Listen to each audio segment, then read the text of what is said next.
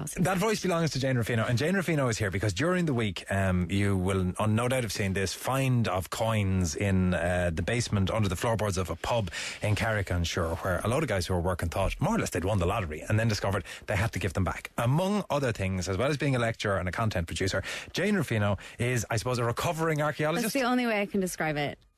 I have a filthy way of describing why I call myself that. You have a filthy way? Well, like I always say that because once you think like an archaeologist, you can't stop. So I always say that it's like herpes. You can't get rid of it. You can just control the flare-ups. Sorry, it's Thanks Sunday. For that, first thing on You're a Sunday welcome. Morning. Okay, these guys find a load of coins and they naturally think, we've won the lottery. And they have to legally give them back, even though they found them, and the guy can show a deed that says, this is my pub, they're in my grounds. Why can't they keep them, Jane? Well, because everything under the ground belongs to the state. So the nation has won the lottery, Anton. So since 1994, you're looking at me funny. Well, it's just so disappointing. I know, it's like the most mealy-mouthed answer. Right. I can give you like a more detailed answer if you want. So everything that is, every archaeological object is technically property of the state. So since Ireland has very strict legislation when it comes to objects. And the reason, this has been since 1994. In 1994, every household in Ireland, which is my favorite thing that happens in Ireland, is that something gets sent to every household in Ireland. Every household in Ireland would have received a pamphlet on the 1994 National Monuments Amendments Act, which... I'm amazed I don't remember this. This must have been an exciting day. Well, you know, I mean, look, my master's has to be good for something. So the legislation was changed following the discovery of the Derry na Flan Hoard in 1980. And the reason is the Derry na Flan Hoard was discovered through metal detecting, which is for the purposes of archaeological discovery. It is illegal. You can't use a metal detector on an archaeological site. You can go and find pennies on the beach and stuff, but you can't use, because if you go digging into an archaeological site, you ruin it. So anyway, these guys were using a metal detector on an archaeological site in Killenaule in County Tipperary, and they discovered the Derry na Flan Hoard. Prior to 1980 and prior to this change, all objects that were made of precious metals were covered under what was called the Treasure Trove Law. And the Treasure Trove Law meant all fine objects belonged to, well, originally it was the Crown. But the Derry na Flan Hoard had objects in it that were not purely made of precious metals. So they tried to argue that they shouldn't be forced to give it up because it wasn't pure gold and silver. So what happened was they had to amend the legislation. They fought, and the museum won.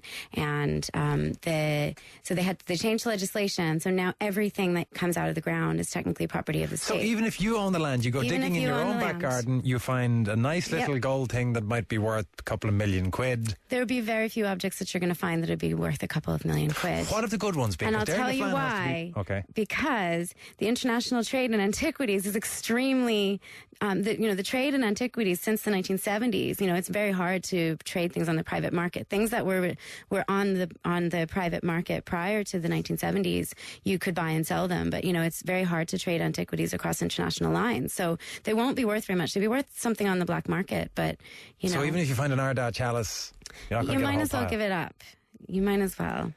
Okay, well, if vast riches are off the chart for us, Jane, what have been the good ones? What are the notable finds? Okay, well, I mean, the thing about discovering objects that are generally sort of gold and silver and fancy things is they tend not to be found during excavations. I'm being very general, and it's partly because when you excavate, you're usually excavating a settlement site. And when you move, when you leave, when you rebuild, you don't leave behind your chalices.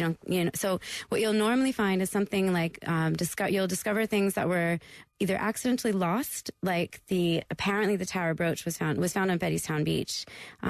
So that could have been, it was supposedly found in a box, so it might not have been lost. Or you'll find a hoard. And a hoard is generally like a group of objects deliberately deposited for whatever reason. So almost literally buried treasure. Somebody has put this stuff away for safekeeping. Well, it depends.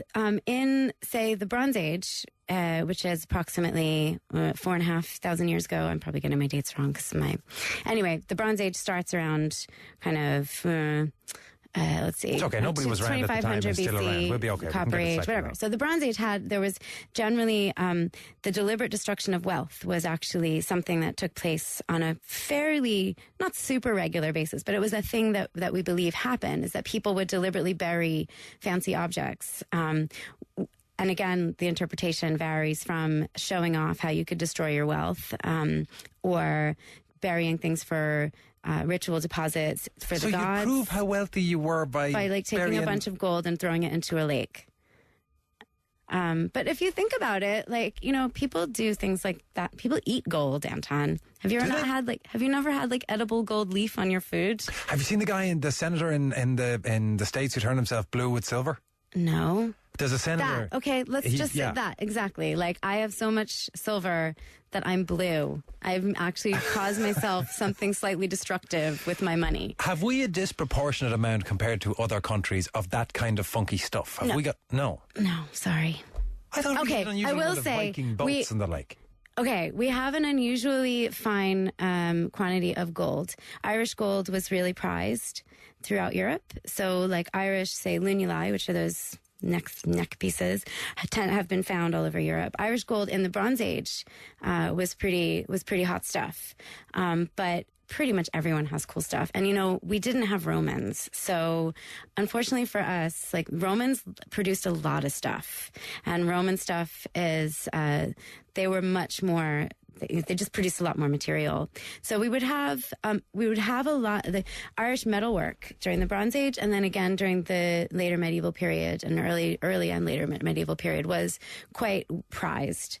But, you know, we wouldn't have more than, I mean, every country has lots of stuff. In terms of quality of a find, are you better? Would you keep your fingers crossed that you find gold or chalice or that kind of thing, or do you hope to find a body or something organic? Which is more archaeologically important? Everything is archaeologically important. I mean, my favorite find is actually a find that was found in the UK called the Lloyds Turd, and it was fossilized turd from the Viking era. And because I'm like 8 in my sense of humor, but also it genuinely gives really good information because we can... People had to study this turd. Yeah. And it actually, someone dropped it a few years ago and it broke in two and they had to rebuild it. They had to, like, glue it back together. That's a lie. I'm not making... You can Google that. Google it. If you're listening, Google it. Google the Lloyds Turd. And it was found underneath Lloyds Bank in York, in Viking York. So, but what it was because we can surmise, like, what people ate. We can say, like, we know they grew this, we know, but actually in a turd you can tell what they actually ate. And we know that they weren't very careful about their drinking water because it was full of parasites. They have also found, haven't they found in Ireland ancient butter? Oh, yes. Bog butter is really common. It's a really common find. It is... So if you're cutting turf, the things that you might find are butter, bodies, and also things that have been thrown into what may have previously been much wetter ground. How is it that if butter can go off in your fridge in a month or two, it can survive several hundred years? Nothing can go off in a bog. Because a bog is a completely anaerobic environment and everything is preserved. So... So bog butter would have been a lot of times deliberately buried, but because it was, it's a tradition that went on for a really, really long time. It's not something it probably doesn't have one reason for having been buried there. So it would normally be buried, and it might be like in a wooden or straw container. And if you found it digging turf, would it still look like butter? It would, but if you pull it out, it will fall apart. Because it's actually, as soon as you pull something out of the bog, and as soon as it starts to get oxygen. So like when they, the bog bodies in the museum, there's a bunch of bog bodies, and they're not super common, but they're not unheard of.